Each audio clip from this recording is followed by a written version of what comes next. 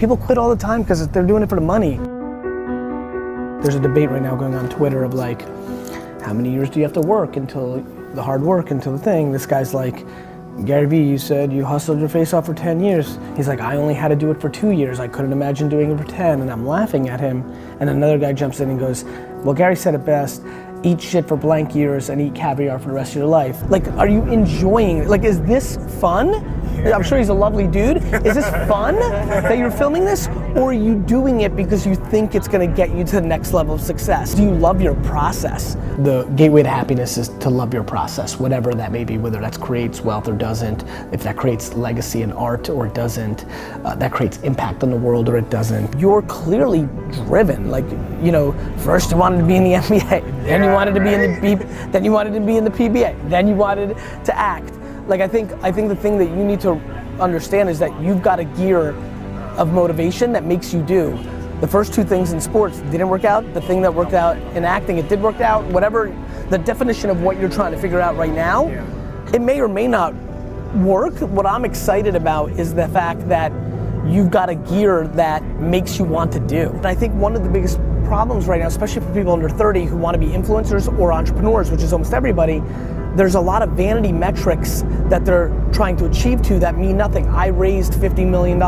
So, you might go out of business. I've got 1 million subscribers. So, I've got 10 million subscribers. So, I think right now, we live in a world that has so much data that people are living towards the numbers. How many likes, how many followers, how much capital I've raised. It becomes a numbers race, and it usually leads to bad behavior, because when you're chasing a number that people can see, you often take shortcuts. For me, the shit is the caviar. Like, I love the fucking process. I love building. A very big reason acting probably worked out was you both thought it could bring you something you were looking for from a level of attention and success and fame and dollars, but you also liked it. Because otherwise, if you didn't like it, you would have quit after the third no at auditions. When you do something for money, you quit. When you do it because you love it, you do it forever. People win when they're self-aware. Some want to make their bed, some don't. Some have this strength, some have that weakness. You need to figure out who you are, and you need to execute against that. You have to love the process, not the stuff that the process buys you. People quit all the time because they're doing it for the money. I think the bigger question is, what do you want the money for? Is it blocking an insecurity? Is it to get the girl? Is it because you're trying to amass as much as you can because you actually don't like working and you want to live? The reason so many people fail in life and business is their model is, let me get the money so that I can enjoy and relax. They think of it as like hoarding it and then eating it all over time. It's like retirement and all this.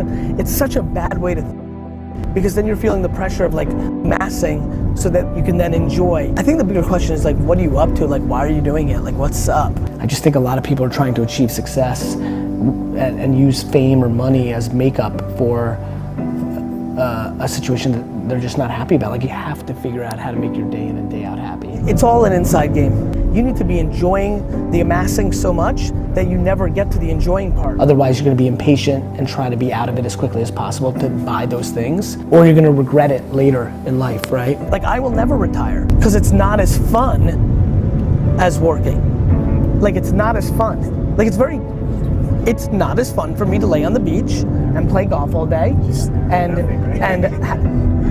lay on a yacht in the middle of the Mediterranean for 100 days in the summer and go to vineyards and go to concerts and see friends. That's not as fun as fucking 15 hours of meetings all day.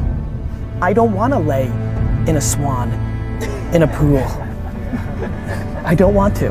That is what people have to figure out. Whether that's singing or being a mother or teaching a classroom, to me the game matters.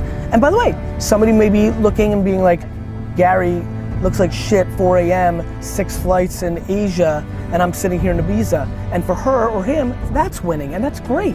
You've gotta try and figure that out at all costs. And if you're not happy right now, you need to do something different. I just don't understand how people think wealth is the gateway to happiness. The gateway to happiness is to love your process, whatever that may be, whether that creates wealth or doesn't, if that creates legacy in art or doesn't, that creates impact on the world or it doesn't. You've gotta try and figure that out at all costs. And if you're not happy right now, you need to do something different. You just have to, if you are not happy right now, you have to break your patterns. You have to look at life from a different perspective. You have to find a different angle to look at it from, because this shit goes fast even though it's long. Figure out what your fucking winning is. My winning is different than a lot of people's. I don't get envy, I get excited, I get competitive, I enjoy it, I enjoy my thing. What's your thing that makes you the happiest? And just focus there. Only there.